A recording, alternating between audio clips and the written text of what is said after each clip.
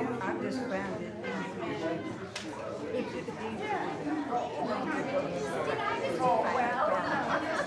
That's a good card.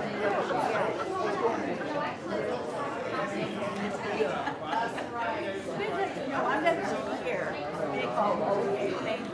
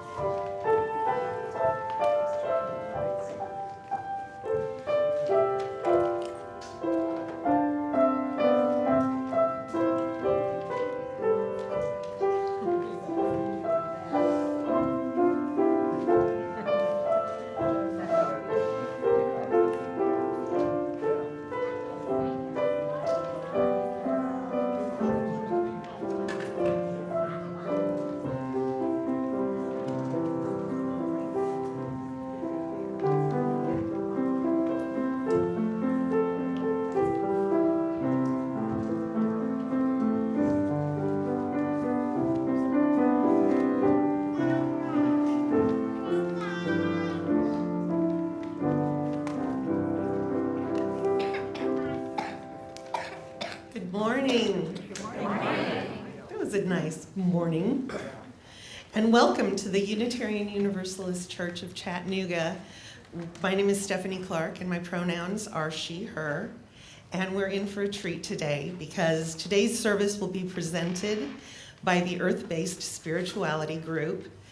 And it's our sincere hope that you will be able to find something to connect with today among the ideas that we share.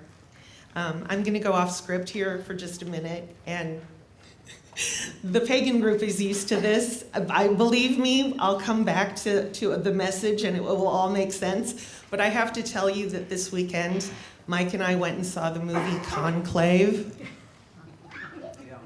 And I want you to run, don't walk, run after church today to see this film. It is bananas. It's got everything.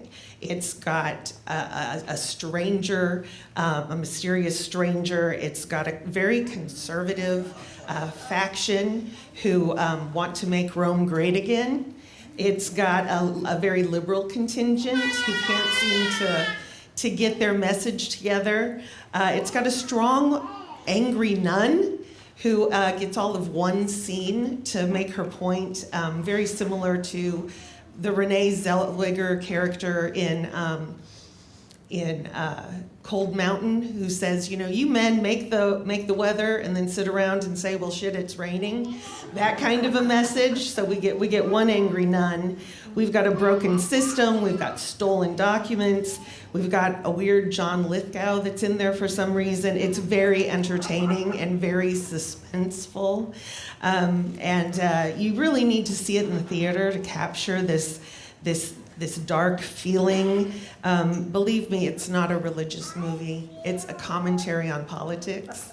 So it's even got the protagonist named Thomas, as in Doubting Thomas. But I tell you about this movie today for a really specific reason. It was one of those Hollywood movies that was so on the nose with its messaging that it made me curious about the source material. I wanted to find out what the book was like. And it turns out it was written in 2016 by a man named Robert Harris. And I found a paragraph that has been rolling around in my mind since Friday. And I wanted to share it with you today. It really spoke to me. He says, certainty is the great enemy of unity. Certainty is the deadly enemy of tolerance. If there was only certainty and no doubt, there would be no mystery. And I'm going to change some of the language away from the Catholic terms he uses, but he continues, if there was only certainty and no doubt, there would be no mystery and therefore no need for exploration. Discovery and exploration is a living desire in us precisely because it walks hand in hand with doubt. And what I love about this, especially within the context of today's service, is that this is exactly what brought me to the Earth-Based Spirituality group here at the church. I happen to be Jewish by faith, and I'm good with my tribe, but I leave room for doubt and discovery. And what happened was, the more I learned about the mystery of the natural world, the more questions I had for my rabbi in Judaism. And suddenly, I'm seeing more similarities between my Jewish observances and some of the pagan holidays than Judaism ever had with Christianity. For example, there's an ancient Hebrew prayer that starts specifically at this time of year, where we pray every day for rain and for the changing seasons. We're taught to look at the rain as a miracle equal to the miracle of life. And so, as I mentioned at the beginning of these remarks, I'm hoping that you'll be able to find an interest and connection with some of our shared ideas. So today we gather to honor the traditions of the past and reflect on our connections to the earth and the cycles of life. Samhain, an ancient Celtic festival, marks the end of the harvest and the beginning of winter, a time when the veil between the physical and spirit worlds is the thinnest. And this sacred time invites us to pause and honor the cycles of life, death, and rebirth, encouraging us to reflect on the year behind us. Traditionally, Samhain involved honoring ancestors through rituals, feasts, and bonfires, as it was believed that the spirits of the dead would visit their loved ones. It's one of the 8 Sabbaths of the pagan wheel of the year, which celebrates the earth's journey through the seasons, from Yule, the rebirth of the sun, to Mabon, and finally back to Samhain. These festivals embody nature's cycles of growth, harvest, and rest. You know, many cultures recognize this time of year as a time for ancestor veneration. My good friend Skip and I were talking about this time of year and about different religious rituals. These rituals are somewhere in our deep shared humanity. They don't necessarily belong to a specific religion, but they harken back to a shared desire for ritual. She shared with me how a tribal ceremony that she experienced in Peru reminded her in many ways of the legend of the Last Supper.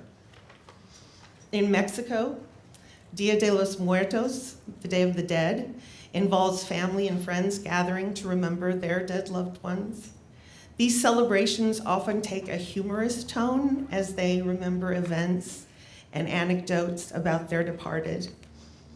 Although the Day of the Dead falls during the Catholic period of All Hallows Tide, there are ancient Aztec influences which include fire, like the candles, water that's found in the pitcher, earth, represented by the pan de muertos, we call it dead bread in San Antonio, air in the papel picados, the tissue paper banners that float in the air, flowers that represent the sun, and here includes the days of awe. When we say the king is in the field, meaning that the divine spirit is most accessible right now. After 10 days of individual humility and reflection on the past year comes Yom Kippur, a 24-hour fast of atonement where we return to our most instinctual, raw humanity. We humbly stand in prayer, beginning with specific words of remembrance. The first morning of Yom Kippur, we say prayers, first for our dead male ancestors, then for our dead female ancestors, and then finally for the communities lost from the earth since the Crusades of 1096 through to the 6 million. For people who don't believe in an afterlife, remembering and honoring those who made our lives possible in the present is very important. Jewish tradition of leaving a stone on a grave is also an ancient practice that symbolizes respect and honor and love for our dead. And to Jews, these stones are a symbol of the permanence of their life. So we in the Earth-Based Spirituality Group celebrate our similarities as we come together today, whether to reflect, connect with our ancestors, or honor the changing seasons. We embrace this ancient tradition of unity and remembrance. Samhain teaches us to welcome the darkness of winter, not with fear, but with understanding, as it is an essential part of life's cycle that always returns to light and renewal. So let us open our hearts to this moment of reflection, honoring those who have come before us and welcoming the wisdom of the season.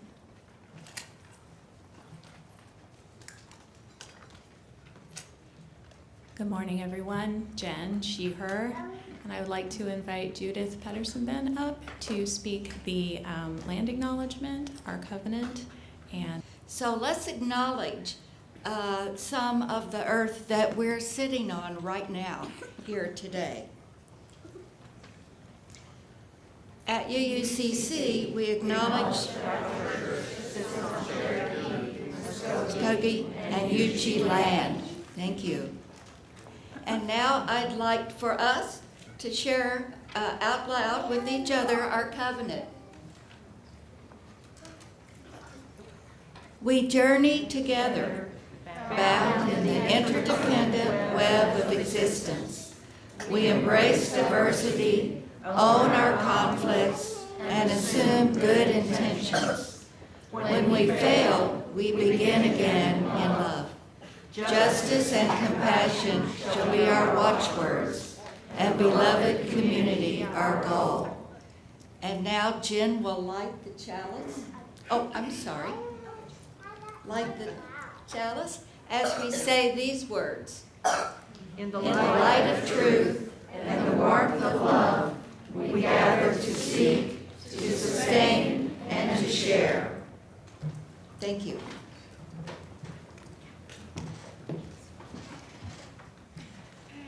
And now we invite you to rise in body or spirit and join us in singing our opening hymn, Spirit of Life.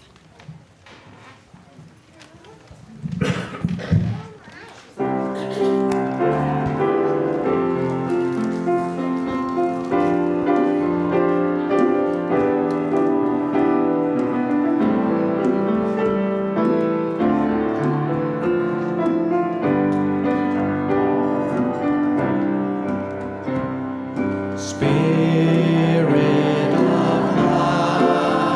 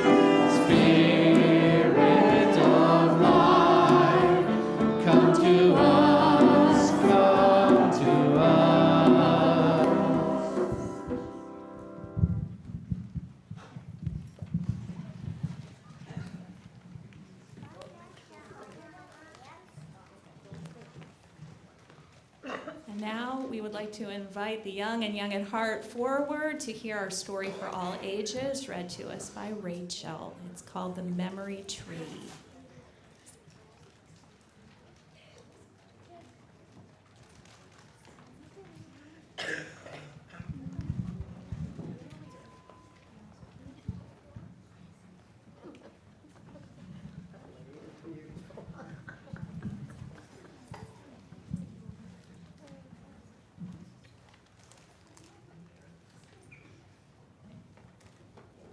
Good morning. My name is Rachel Sheeher, and today we are going to be reading The Memory Tree by Britta Teckentrup.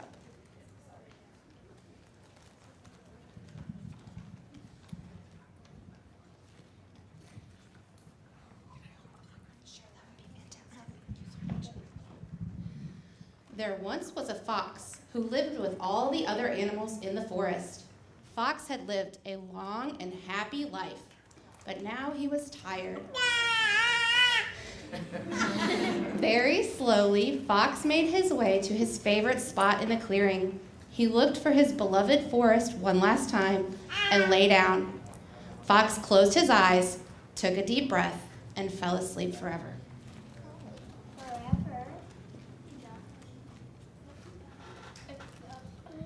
Everything around Fox was still and peaceful. Snow began to fall, gently covering him with a soft blanket.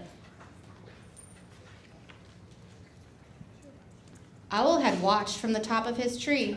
He flew down and landed next to his friend. Owl was very sad. He had known Fox for a long time, but Owl knew time had come for his friend to leave.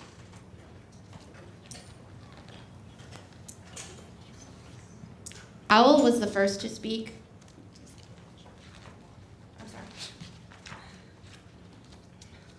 One by one, Fox's friends came to the clearing. First Squirrel and Weasel, then Bear, Deer and Bird, and finally Rabbit, Mouse, and others came to sit by Fox. Fox had been loved by everyone. He had been kind and caring. No one could imagine life in the forest without him. The animals sat in silence for a very long time. Owl was the first to speak. He smiled warmly and said, "I remember when Fox and I were very young. Every autumn we raced to see who could catch more falling leaves." The other animals remembered and smiled. Mouse said softly, "I remember how much Fox loved the sunset. He always sat in this exact spot." The animals remembered. Many of them had joined Fox, watching the sun go down. It was a happy memory, and their sad hearts filled with warmth. Bear remembered how Fox had looked at her cubs one spring. Rabbit smiled when she told the story of how Fox had played tag with her in the tall grass. Squirrel talked about Fox helping him dig up buried nuts in the deep snow last winter. One by one, the animals remembered their favorite stories about Fox. Fox had touched the lives of all the animals in the forest with his warmth and kindness, and they all smiled, remembering. While the animals talked, a little orange plant grew out of the snow where Fox was lying. Small and delicate at first, and hardly noticeable, the plant grew bigger, stronger, and more beautiful with each story. The animals talked about Fox all through the night, and in the morning, the little plant had grown into a small tree. The animals saw the tree and knew that Fox was still a part of them. During the next days, weeks, and months, the animals remembered many more stories about Fox. Their heavy hearts began to feel lighter. The more they remembered, the more the tree grew, higher and more beautiful, until it was the tallest tree in the forest, a tree made from memories and full of love. Fox's tree was big and strong enough to shelter all the animals. It was always buzzing with life. The birds built their nests among the leaves, and Owl raised his grandchicks on the branches. Squirrel found a cozy home in the trunk, and bear and deer and rabbit slept in its shade. The tree gave strength to everyone who had loved Fox. And so, Fox lived on in their hearts forever.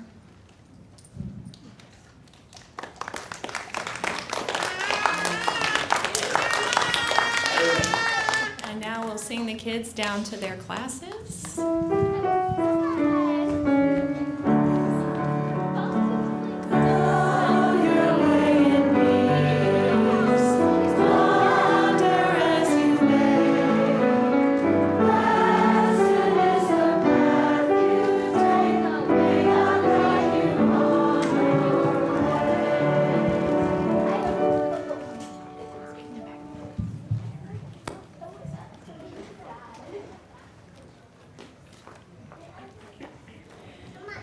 And now we will start our remembrance today with meditating on someone who was beloved to you personally, someone near and dear whose voice you miss hearing, whose presence you long for. At the end of this meditation, you will be invited to call out the name of anyone who is on your heart today. In modern life, we often rush forward, driven by the expectation to maintain an unrelenting momentum, rarely pausing for anything, including grief or rest. This relentless pace leaves little room for reflection on our losses and the empty spaces left by those who once filled our lives. Yet the earth offers us a different rhythm, a time of year that invites us to acknowledge what has passed and to recognize the irrevocable changes we face. As nature transitions, it reminds us of the importance of honoring our grief, allowing ourselves the space to reflect on the impact of those we've lost, and embracing the stillness that can bring healing. We invite you now to close your eyes and breathe quietly for a few moments. Bring to your mind's eye the image of the person, the pet, or other being that you wish to remember today. Can you picture them? Do you remember the sound of their voice? Or perhaps their written words or their teachings? Can you picture something they made? Do you have something that belonged to them? Or have their things been lost to time? What did it feel like to be with them? Can you imagine for a moment that they are with you again? That the song of your heart can reach their heart? What does it sing to them?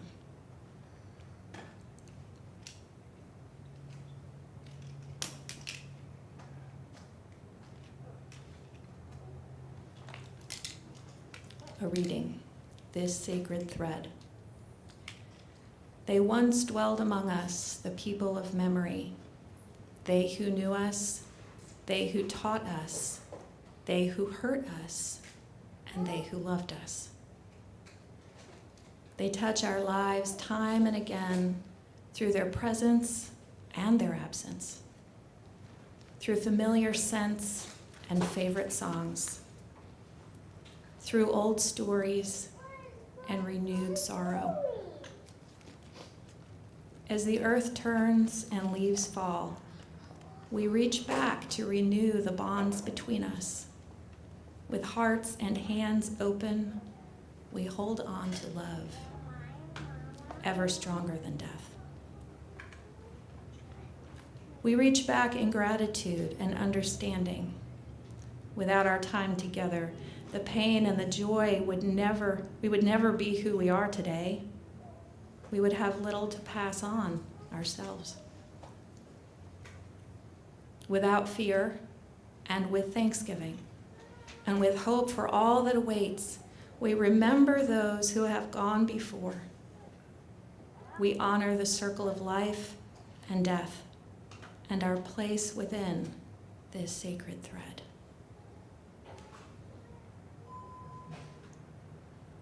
And if you feel ready, you can open your eyes. And you're invited, if you wish, to call out a name of someone that is especially on your heart today.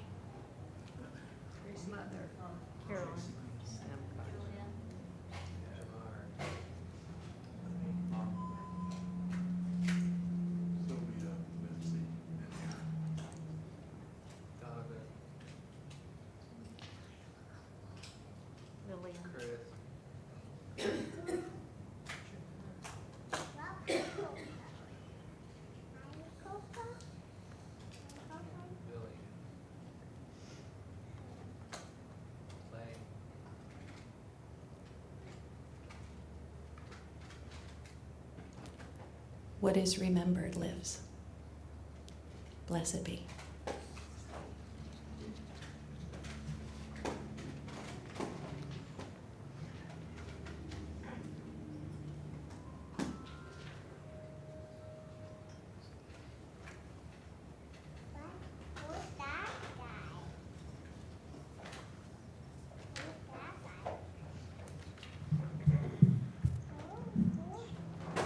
Hi, I'm Charla.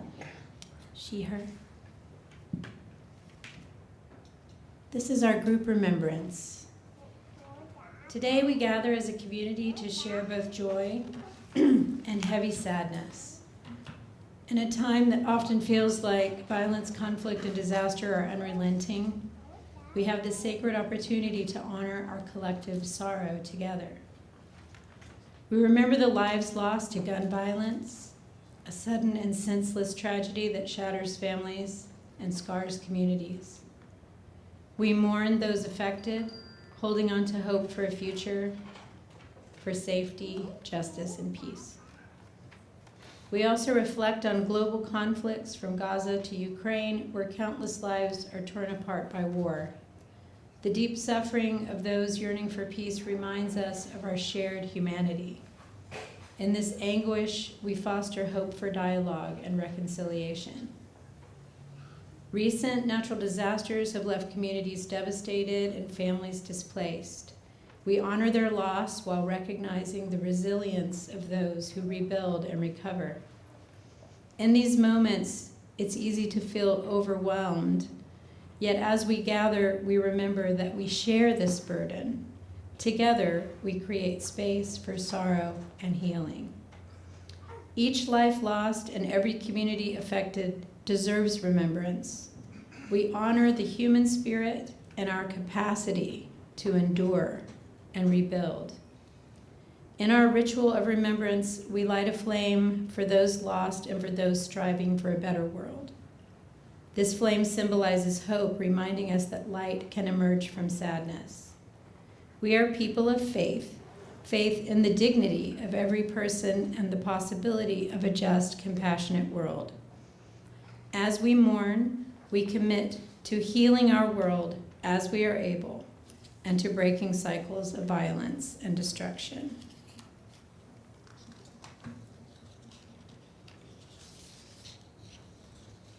Because Samhain is both a time to honor those lost and also a time to reflect and consider the legacy we are creating for the future, for we will someday become ancestors ourselves, it's a time to consider the cyclical nature of life and death, recognizing the connections that bind us across time. As we remember those who came before us, we honor their wisdom, sacrifices, and the world they shaped.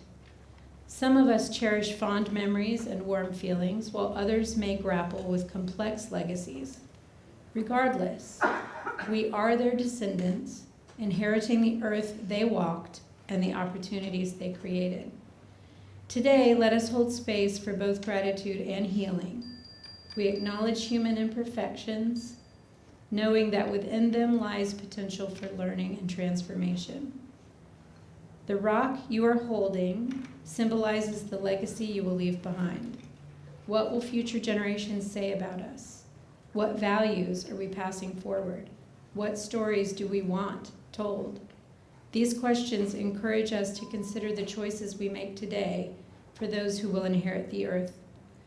Let us remember that we are builders of the future. The seeds of peace and justice are planted in every act of kindness and every stand for what is right.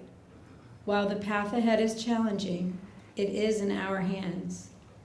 May we find strength in one another, healing in our shared sorrow, and always carry the light of hope, trusting that beauty does arise from loss.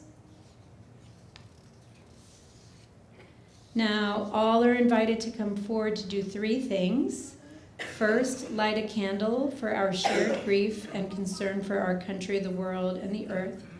Second, to place the rock you hold into the water to show that the legacy we will leave behind later is built today and every day. And third, to take a flower, if you wish, and place it on the remembrance altar in honor of your own dearly departed.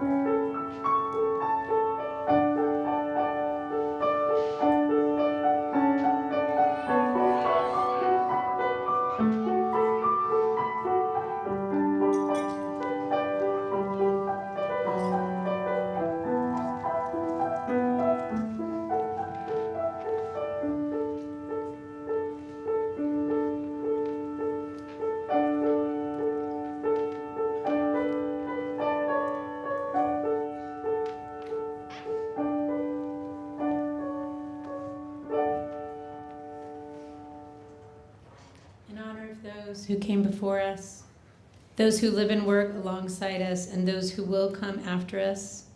May it be so, and blessed be.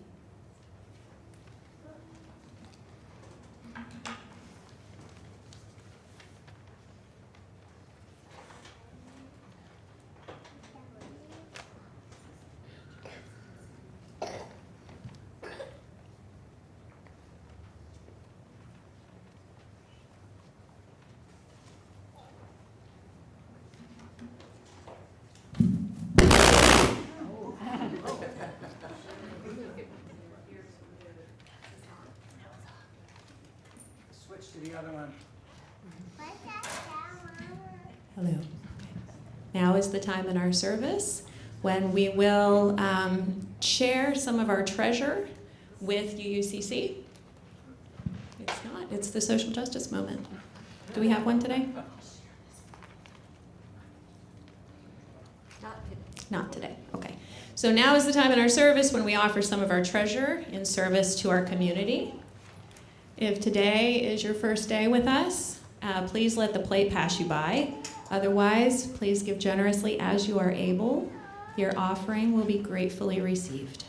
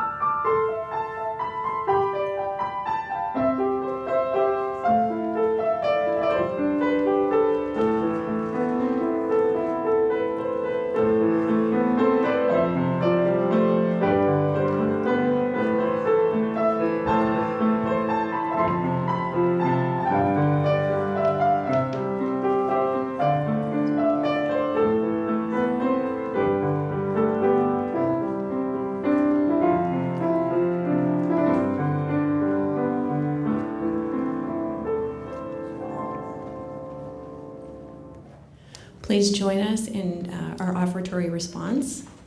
We give these gifts freely, committed to our mission to care, create beloved community, awaken hearts and minds, resist injustice and act with compassion, embrace life and care for the earth. To this work we dedicate our offerings. And we invite you now to rise in body or spirit and join us for our closing hymn, For All That Is Our Life.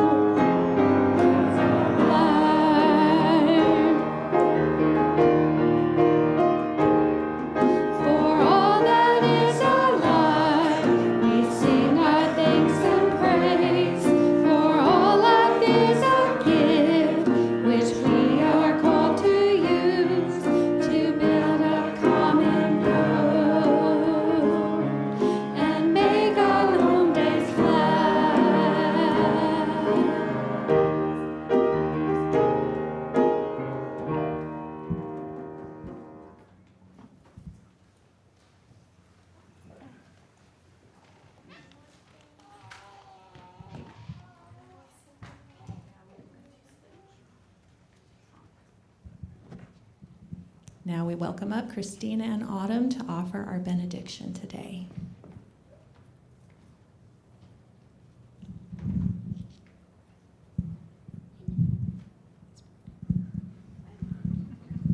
As we reflect on the past and future, let us take a moment to be fully present in this sacred time. With open and reverent hearts, we offer this blessing. May we honor our ancestors with gratitude and acknowledging their influence in our lives. May we find healing in our pain and joy in our loving memories. And may we tread lightly on this earth, mindful of the legacy we are creating for the future. And may we remember that we are both heirs to history and ancestors of tomorrow. Blessed be, and may the light of Samhain guide us into the mysteries of the seasons ahead. The end. Thank you very much. And now we invite Judith back up to for our chalice extinguishing words, and Jen will come extinguish our chalice. And as Jen extinguishes the chalice, I invite you to say along. We extinguish this flame, but keep the light of truth, the warmth of community, and the fire of commitment. These we carry in our hearts and share with all the world. And now the end. And with that, our service is concluded, and our service to the world begins. Do we have announcements? We will. Any announcements? Hi, I'm Charlotte, and this did not make it into the newsletter this week, but I am going to be offering groove classes here at UCC. Our first class will be this Thursday at 6 p.m. Groove is like the most fun dance experience. It's a really fun dance floor, all bodies, all levels. It's amazing. And the class is free because I'm doing my practicum. So you guys can all come and dance with me. Please let me know if you plan to attend so that I know how big to make the dance floor.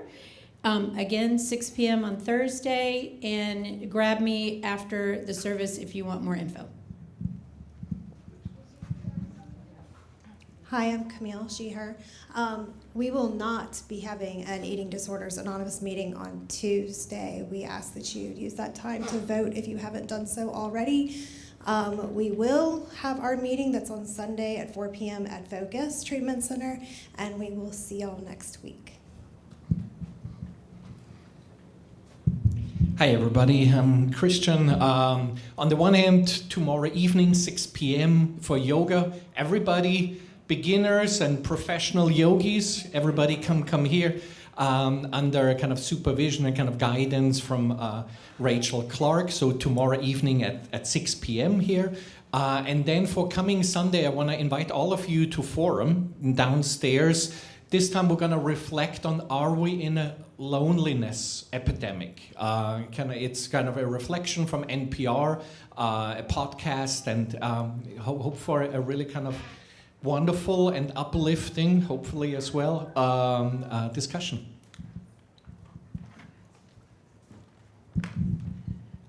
Stephanie Clark again. On the first and third Wednesday mornings at 10 o'clock of every month, we hold a coffee hour, and usually we have different topics that we discuss. This coming Wednesday, as you can imagine, we're probably going to be decompressing a little bit about the election. So if you feel like you need a place to come and join together with folks and have some coffee and some treats, you are more than welcome to come to coffee hour, first and third Wednesdays of every month.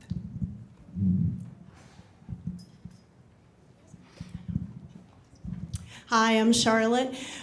We are going to be in the Maine by 24 parade. We're signed up, we're registered. It's Saturday, December 7th.